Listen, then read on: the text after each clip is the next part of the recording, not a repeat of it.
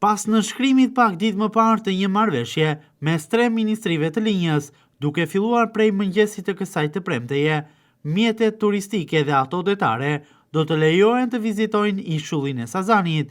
Ministria e Mbrojtjes, Ministria e Turizmit dhe Mjedisit, por edhe Ministria e Infrastrukturës dhe Energjisë kanë nënshkruar një marrëveshje tripalçe, e cila lejon krahas anijeve turistike që t'i afrohen ishullit, edhe pushuesit, turistët, të ndalojnë në të për ta vizituar,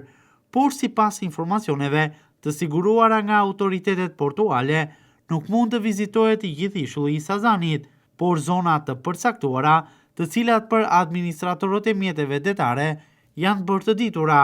edhe nga eksperienca e viteve të kaluara.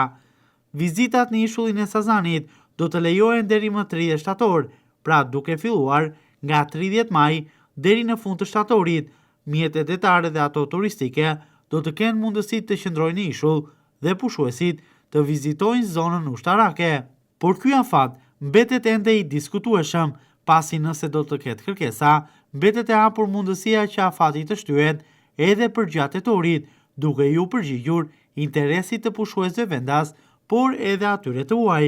Sipas informacioneve, janë me 10 anije turistike, skafe, gomone, që kanë marrë tashmë lejen vjetore për të kryer vizitat në ishullin e Sazanit, vizita që lejohen vetëm për gjatë kësaj periudhe, pasi më pas baza ushtarake e sigurisë së lartë qëndron e mbyllur për vizitorët.